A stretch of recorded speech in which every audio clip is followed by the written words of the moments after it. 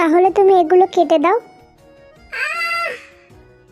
ছুরিতে সবজি কাটার সময় ওর হাত কেটে যায় আর রক্ত পড়তে শুরু করে। তখনই জাংকুক ওর হাতটা নিয়ে গালে পুড়ে চুষতে থাকে। দেখেছো, কোনো কাজ ভালো করতে পারো না, শুধু বড় বড় কথা বলা ছাড়া। তুমি এখানে বসো, আমি তোমাকে ব্যান্ডেজ করে দিচ্ছি আর খাবারও নিয়ে আসছি।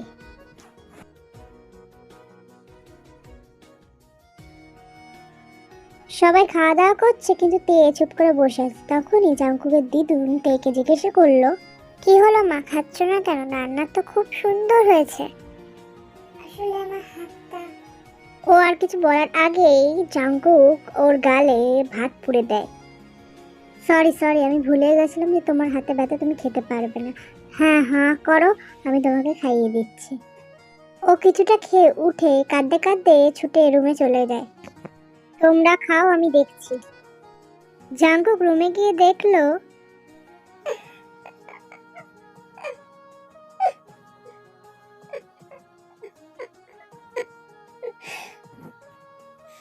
জাংকুককে দেখে দেব জাংকুককে জড়িয়ে ধরে আরো জোরে জোরে কাঁদতে শুরু করেছে। আমি জানি না তুমি কেন কাঁদছো, নিশ্চয়ই কোনো কারণ আছে, কিন্তু তাও একটা কথাই বলবো, যেই কারণটা তোমাকে কষ্ট দেয় সেটা মনে করার দরকার নেই। নাও এবার স্মাইল করো তো। এই তো, good, that's like my girl. এবার নিচে চলে এসো, দিদুন অপেক্ষা করছে। উনি এটা কি বললে? উনি কি আমার ধ্যাৎ, তুই এসব কি ভুলভাল ভাবছিস। কিন্তু একটা কথা, মানুষটাকে যতটা খারাপ ভেবেছিলাম ততটা খারাপ নয়। এইসব ভাবতে ভাবতে ও রুম থেকে বেরোতে যাবে, এমন সময় ঝড়ের মতো জাংকুক এসে ওর ঠোঁটে কিস করে দেয়। জাংকুকের এই কর্মকাণ্ডে ও তো পুরো অবাক। সরি সরি, আমি মনে হয় ভুল টাইমে চলে এসেছি, পরে আসবো। দিদুনের কথায় ওর হুঁশ ফেরে। দিদুনের অমন করে তাকানো দেখে ও লজ্জায় পড়ে যায়। দাঁড়াও দিদুন, এক্ষুনি আসছি। তে ছুটে পালাতে যাবে, এমন সময় জাংকুক ওর হাত ধরে টানে।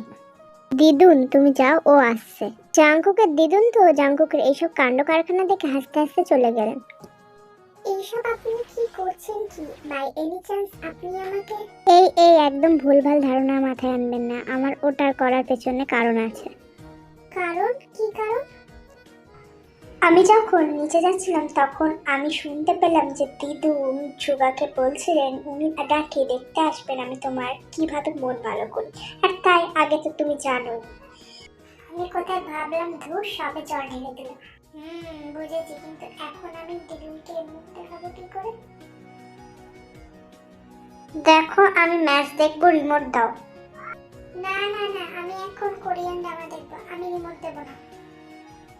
কি হচ্ছে রে, কি এখানে এরকম ভাবে ঝগড়া কেন করছিস? আমার বাড়িটাকে মাছের বাজার মনে হচ্ছে?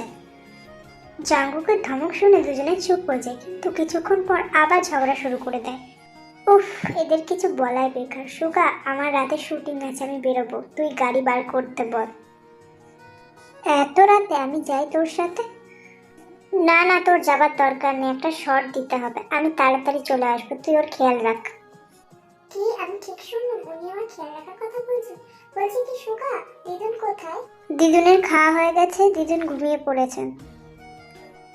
সুগা, তোমাকে একটা কথা জিজ্ঞেস করবো, বলছি জাঙ্কুকের বাবা মা কোথায়? মানে ওনাদের তো দেখা পেলাম না, তাই বলছি। ওনারা নেই।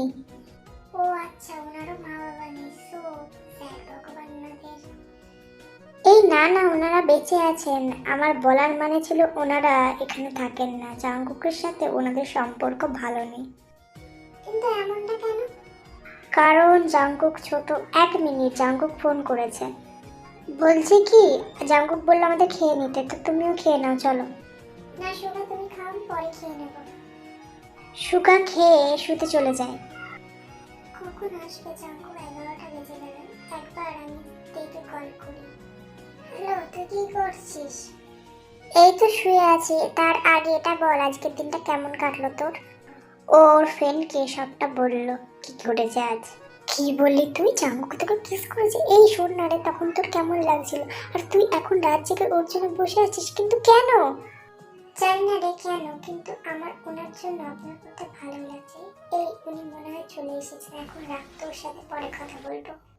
কি হলো, তুমি এখনো শোওনি? না মানে আমার খিদে ছিল না, তাই আমি খাইনি। আপনি আসুন ফ্রেশ হয়ে, আমরা একসাথে খাচ্ছি, তারপর আমি গিয়ে শুয়ে পড়বো। বলছি কি আমাদেরকে একই রুমে শুতে হবে? হ্যাঁ, এছাড়া তো আর কোনো উপায় দেখছি না। তাহলে একটা কাজ করুন, আপনি সোফায় শুয়ে পড়ুন আর আমি খাটে শুয়ে পড়ছি। কেন আমি সোফায় শোবো? আমি খাটে শোবো। আমার বাড়ি, আমি যেখানে ইচ্ছে আমি শোবো। তুমি সোফায় শোকা। আর তোমার যদি একান্তে কোনো প্রবলেম না থাকে তুমি আমার পাশে শুতে পারো, অনেক জায়গা আছে খাটে। না আমি আপনার পাশে শোবো না, আপনি খাটে শুন, আমি সোফাতে শুয়ে পড়ছি। Bye bye, good night. এরপর আর কি, ওরা দুজনের জায়গায় শুয়ে পড়ে। এরপর কি হবে সেটা দেখতে হলে পরবর্তী পাঠে জানাবে করো। Bye bye.